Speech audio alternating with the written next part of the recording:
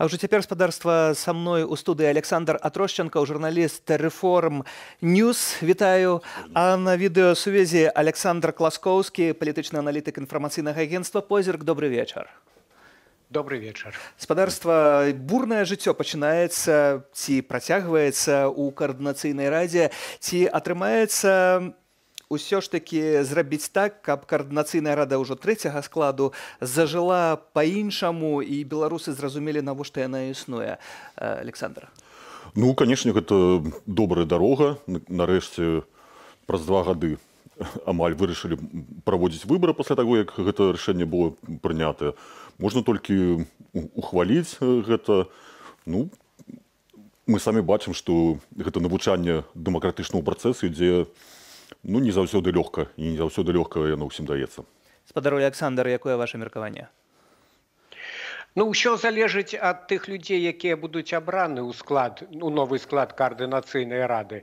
Таму што пытанняў шмат. Я не хачу ад сябе нейкі прысуд выносіць, але ў часткі аўдыторыі, ў часткі палітызаванай публікі засталося ўражанне, што папярэдні склад болей толькі адзначыўся нейкімі скандаламі, нейкімі ўнутранымі такімі разнагалоссямі, гэта мякка кажучы. Ну і самае галоўнае, што прыкра, хацелі ж альтэрнатыўныя гэтыя выбары правесці менавіта паралельна з гэтымі так званымі бязвыбарамі рэжымнымі. Але не змаглі, не сумелі, просто таму, што своечасова не паспелі выпрацаваць сістэму выбараў. І ніхто тут не замінаў, Лукашенко ж не замінаў. Патанулі ў сваіх уласных спрэчках. Дык вось, галоўнае, каб наступны склад, гэта добра дыскусіі, сапраўды, навучанне дэмакратыі, але каб гэта не станавілася самамэтай і каб усё ж такі побач было і пачуццё адказнасці. 13 спісаў, 280 чалавек, агромная колькасць. Часамі задаюся пытанне, адкуль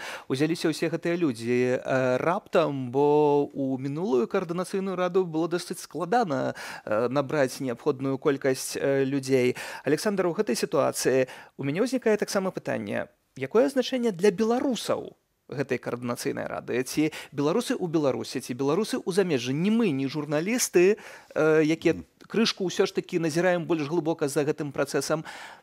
Ці ведаюць людзі, навошта гэты орган?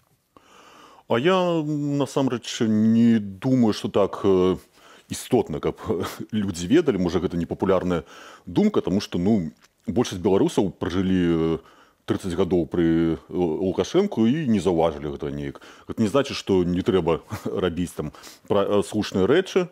Наадварот, большасць беларусаў не ведае, што існуе рада БНР. Але для каго гэтая рада? Тады рада для рады? Для радасці?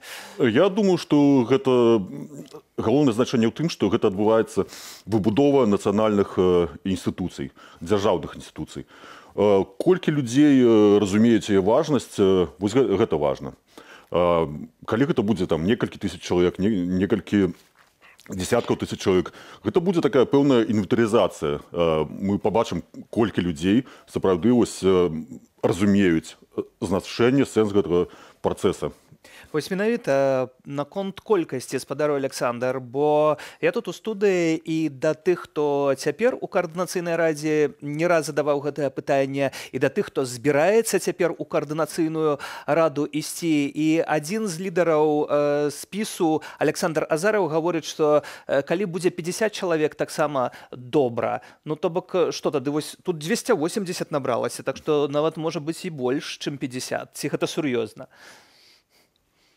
Ну, глядзіце, гэта, канешне, добра, што ёсць конкурс. Наколькі гэта ўсё прыцягне ўвагу тых, хто ў Беларусі, цяжка сказаць. І рэч не ў тым толькі, што там частка абывателяў не разумее, маўляў, значэння рады. Тут яшчэ, можа, хтосьці хацеў бы прагаласаваць, але гэта вельмі рызыкоўна. Глядзіце, ледзьці не кожны дзень з'яўляюцца нейкія паведамленні, што нехта трапіў у фальшывы бот, хацеў там поехать воевать у полк Калиновска, а потрапить у турму на шмат годов. Люди боятся, что спецслужбы некую там фальшивую платформу створят. Ці просто нават, калі ты проголосуешь на сапраўднай платформе, неяк про гэта даведаюцца. Таму чыннік страху тут вельмі моцна дзейнічае. Ну і другое, кладучы руку на сэрца, канешне, гэта найперш і тыя, хто вылучыўся, яны за мяжой знаходзяцца, то бок гэта палітычная эміграцыя. І галасаваць найперш будуць таксама, напэўна, тыя, хто ў бяспецы, прасцей кажучы, таксама тыя, хто за мяжой у палітычнай эміграцыі. Гэта не азначае, што абсалютна бессэнсоўная структура, але трэба разумець, што, канешне, сама сітуацыя сённяшняя такая, што дэмакратычныя сілы збольшага выціснуты за мяжу, і спадзявацца, што гэта будзе нейкая хваля палітычнай актыўнасці ўнутры краіны, я думаю, не выпадае. Пры гэтым у выбарчай камісіі гавораць пра тое, што мае быць усё бяспечна, інструкцыі з'явяцца 25 красавіка. Уласна, больш падрабязна пра хаду выбарчай кампаніі ў каардынацыйную раду апавяла Белсату старшыня выбарчай кампаніі КР Алена Прыходзька. Давайте паслухаем. На сённяшні момант у нас запланавана дата 25 красавіка.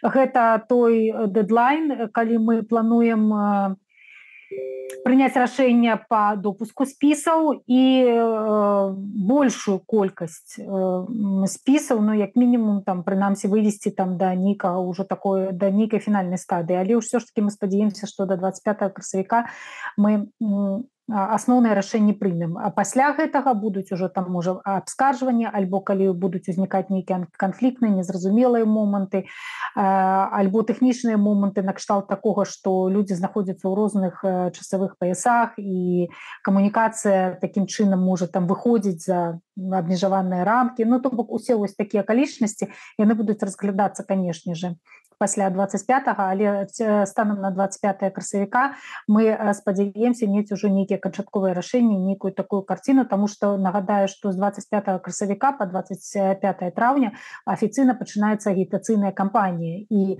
таму і мы зацікаўлены, каб там нікога не марнаваць, і людзі уступілі ў гэтую кампанію. Ну і тым больш, канешне, самі выбарчыя суб'екты ў гэтым зацікаўлены. Таму мы са свайго боку будзем рабіць усё магчымае, але калі нам там будзе бракаваць звестак альбо бракаваць камунікацыі з выбарчымі суб'ектамі не па нашых прычынах, то, ну, тут мы ўжо не можам на гэта ўплываць, канешне. Александр, у мяне пытанне тут як да журналіста. Якія пытанні перадусім хацелася б задаць тым, хто ідзе цяпер у каардынацыйную раду? Ну, па-першае, пытанне аб тым, ці яны разумеюць значэнне гэтай рады, навошта яна ўвогуле патрэбная. Служыць беларусам. Ну, служыць беларусам, мы все разумеем, што мы дарослыя людзі, што пэўныя там канкрэтныя уплыў на канкрэтныя рэчы будзе абмежаваны. Там гэта можа быць нейкі лабізм там інтарэсаў беларусаў замежжа на тое, што адбываецца на Беларусі. Я не думаю, што рада мае паўплываць. Я бачу асноўную ўсё ж такі функцыю гэтай рады, гэта пабудова протапарламента, пабудова дзяржаўнай інстытуцыі і адукацыя людзей, таму што мы пабачылі з гэтай працэдурай складанай прызначэння выбараў, як нават маладыя людзі, якія ўваходзяць у гэтую раду, не разумеюць значэнне там прямой дэмакраты, важнасці. Вось павінна быць такая функцыя. Зразумела, што не функцыя там Светланы Ціхановскай на дадзены момант, не функцыя Каардынацыйнай рады сцвярджэння рэжыма. У іх няма для гэтага ні інструментаў, ні это. Іх роля гэта выстройванне і захаванне легітымнасці, атрыманай беларусамі на дэмакратычную Беларусь у 2020 годзе, і пабудова інстытуцыі, каб яны былі на момант, калі, магчыма, там будзе нейкі шанс. Зрэшты, моладзевая фракцыя нават мне запрапанавала ў адкрытым звароце да іхнага спісу далучыцца і таксама зрабіцца палітыкам, але ўсё ж такі журналісты ў палітыку не ідуць. Я падзякаваў, жадаю ім поспеху ў гэтым ва ўсім. Спадару Александр, тым часам Александр Міленкевіч напісаў адкрыты ліст да спікера КР Андрэя Ягорава і таксама задаецца пытаннем, чаму служыць гэтая рада, якія ейныя уласна мэты перадусім, якія яны павінны быць, гэтыя мэты? Ну, гэта пытанне да Ягорава найперш. А як вы бачыце? Бо Ягораў не прыходзіць да мяне ў студыю, не мае часу ўвесь час, не ведаю, 11-12 разоў ўжо запрашалі. Шкада, конечно, тому что я сам привык задавать пытанні, і пытанні гэтыя ёсць. Правильно, школа дэмакраты, протапарламент, гэтак далей, але ці не зацягваецца гэты вучнёўскі перыяд. І глядзіце, вось яшчэ момант. Тое, што тычыцца выбудоўвання паралельных нейкіх структур. Усё гэта рабілася вось і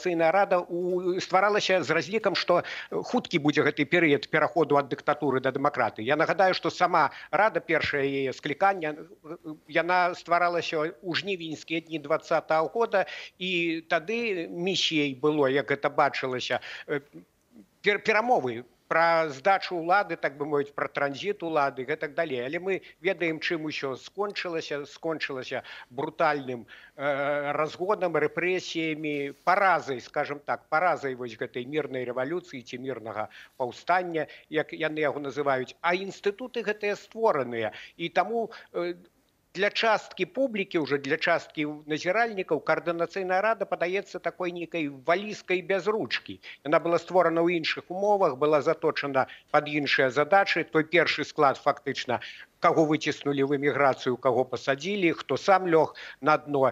І цяпер вось, каб не было так, што неяк штучна выдумляюцца гэтыя задачы. Карацей, я ўсё ж такі закальцую гэта пытанне ваше. Будзем чакаць на адказ палітыкаў.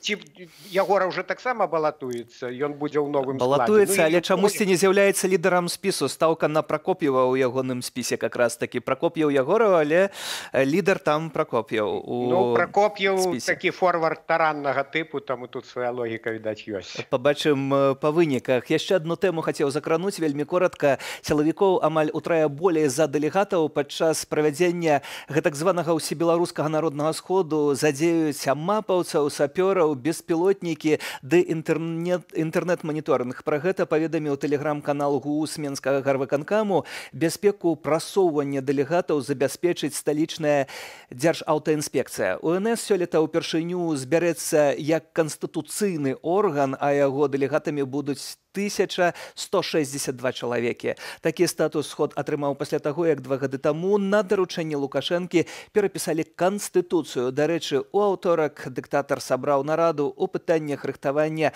да сходу. Лукашенко ў сваім стылі папрасіў добра зарганізаваць працу гэтага паседжання, не марнуючы грошай. Пра рэжым спецаперацыі падчас сходу сведчаць і захады, якія робяцца для аховы дэлегатаў. Ужо само іхнае прыбыццё ў сталіцу адбудзецца па раней прапрацаваных маршрутах, а месцы пражывання ўдзельнікаў сходу возьмуць пад кругладзённую ахову. Вось ці выпадкова гэты дзень абраны, тут такое супадзенне, бо Координацыйная рада пачынае свой працэс выбарчы таксама, і збіраецца гэты ОНС.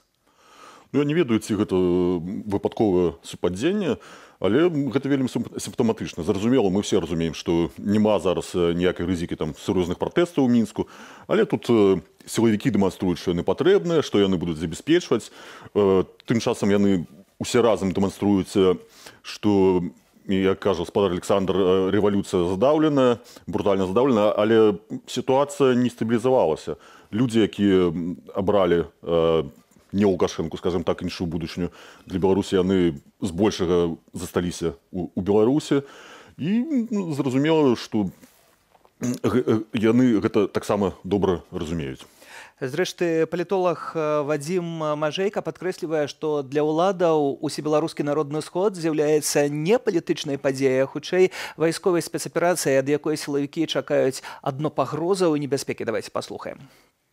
Рэжым ён сам дэманструе, што УНС і як і іншыя яго псеўдадэмакратычныя, імітацыйныя інстытуты, што гэта ўсё не падтрыманае народам, а адбываецца фактычна так толькі вось пад зброяй, пад аховай сілавікоў, толькі так можна гарантаваць некую бяспеку і нейкі спакой.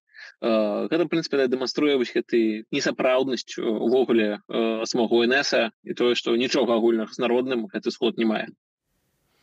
Вось уласна, спадару Александр, ці тут рэжым не бачыць гэтых супярэчнасцяў, што калі вы народныя, то навошта вам на аднаго дэлегата 3 міліцыянты ці 3 сілавікі, каб іх ад некага там бараніць цэлыя суткі? Ну, сапраўды, Вадзім Мажэйка мае рацыю, цяпер кожная палітычная кампанія, кожнае палітычнае мерапрыемства ператвараецца для рэжыму ў спецаперацыю.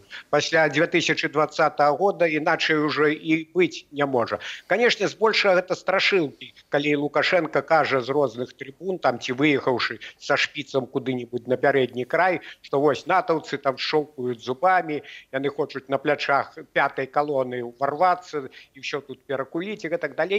Але у пэўнай ступені, напэўна, і ён, і ягонае атачэнне пачынаюць верыць у гэтыя страшылкі. І яны ўжо пачынаюць жыць сваім жыццём. Ну і плюс, сапраўды, як вось Александр сказаў, у вас у студыі, сілавікам жа трэба яшчэ таксама паказаць, што яны вельмі патрэбныя, што яны пільныя і што яны нічога такога не дапусцяць. Кажа Александр Класкоўскі ў студыі. Александр Атрощенко, дзякуй спадарства за гэтую размову. Дзякуй.